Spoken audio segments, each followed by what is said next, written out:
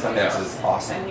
Yeah, it was an interesting experience for sure. Yeah. We got yelled at by locals who told us to get the fuck out of their town. But other than that, it was nice, yeah. Was that up in Park City? In Park City, it was bizarre. That's crazy. That doesn't normally happen in Park City. Yeah, it was really bizarre. I can see that a little bit more south. Yeah. It's, so the way that Salt Lake sort of or Utah sort of situated, the north part is a little bit less Mormon these days.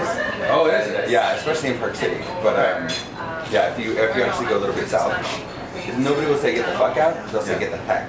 Get the heck out. That's what we do. Even though you're bringing millions of dollars to the economy. Well, good for them. Yeah. Let them be better. Cool. So, Aaron, how do you feel about the finale of Battlestar Galactica? How do you feel about the finale? I loved it. Yeah. I did. I'll be perfectly honest, I was a little nervous with how they were going to try and spin it. When you guys landed on Earth the first time and it was decimated, I was like, I'm not sure where they're going with this. And then, how are they going to kind of resolve everything? And so, I really liked the twist that they did, and they were like, oh, this is real. Yeah. Well, when I read it, I thought that this was Ron Moore's opus. This was like the best ending to a television show that I've ever seen. And I'm a guy who loved the Seinfeld ending. I loved the Sopranos ending. I just, it ends the way it was. Seinfeld ended the way that show was. Of course it's going to end like that, for sure. Our show ended not the way it is. Yeah. It ended a little happy, a little. I just feel like it's really satisfying.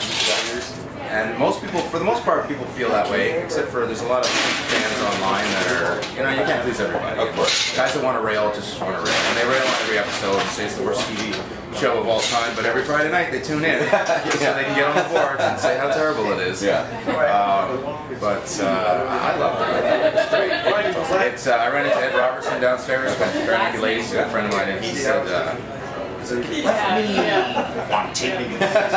So I understand that. A lot of people didn't like the Starbucks. Sort of, she just disappears. And I thought that was cool. I liked it. My favorite, and I've been saying this for months when people ask me what I think at the end of the show. I say the last time you see these characters is the last time you'll want to see these characters. If they came to me and said, we want to do a continuation and we're going to go see where the chief is doing now, no, I don't think so. I think it's great. I love the fact that he got on a Raptor and flew up to Scotland and he's now making scotch and banging the natives. Awesome. I met Tame once, or I don't even know if I'm pronouncing Tamo, yeah. I met him once and he was just saying how the script was super secretive. So, do you know, how far in advance did you know that you were going to be a Cylon? Oh. We shot that in December. That we officially knew the day of the read-through. They took us aside one at a time in the office and said, "Yes, it's true, you're a Cylon." And the script was one thing, and then they had all these added pages for something else. But I had found a piece of paper that I wasn't supposed to see months prior, and it was outlined for the final episodes for season 3, and I was looking at it going, and I had to keep my mouth shut for 3 months because I couldn't. So every time I talked to Ron or David, I'd say, "So, anything come from the chief?" And they'd say, "No, it's I was so mad. So when they finally officially told us, I called Ron right away, and he talked to me for an hour and a half, and took me off the ledge, and he said, "Just trust us, And the writers on that show are the best writers on TV. For sure, they did a great job. So I'm happy, I'm thrilled. Cylon for life. Well, those episodes really give you an opportunity, I felt like, to kind of step out with the whole plot. I mean, you had a lot of really challenging scenes for me. Really? Do you think? I was quite impressed. I really liked how, the chief, he was always around and he was always part of what was going on. Yeah. But then, when the whole wife dies and finds out it's not her kid and that kind of stuff, I mean, every episode I was like, wow, getting more and more. It's like if somebody came and told you have this fundamental belief about yourself and who you are, and then somebody comes in and says, "No, actually, you're a kangaroo." Really? I look like a person. But yeah, it's weird. Everything was a curveball. Every episode was a curveball.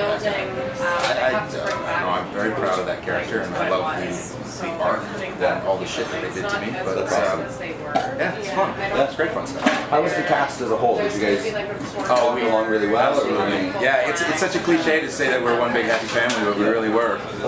You had sort of the crazy sisters and the angry brothers, and I was Mr. Grumpy, and Katie was Miss Grumpy sometimes, but we love each other, and familiarity breeds contempt, and when you have such a big cast and you don't see each other very much, everything's a honeymoon for 5 years, you know, every day. 3 weeks.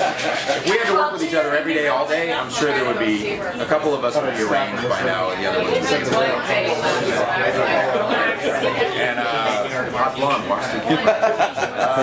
but no, we got along famously. The crew was great, the cast was great. Yeah, it was a really, really amazing experience. Well, I don't want to take up too much more of your time, but what else is on the agenda for you? What's going on next? I have a new show called The Bridge. Awesome. It's a modern day police drama. It'll be on CTV and CBS Thursday nights at 10 after CSI. I play the show's based on the life of a real guy named Craig Bromell, who was a head of the Toronto Police Association. He was caught for 18 years in Toronto, and then he became head of the union for 6. And I play him, and it's the story of what he did as president of the union, helping out cops and all that kind of stuff. So I got to go to Toronto at the beginning of April to start working on season 1. Awesome. Yeah, so watch The Bridge. Yeah, it's very good. Well, this is Kevin with Homorazzi.com here with Aaron Douglas. Thanks, buddy. Thanks so much. Not at all. Take care. Cool.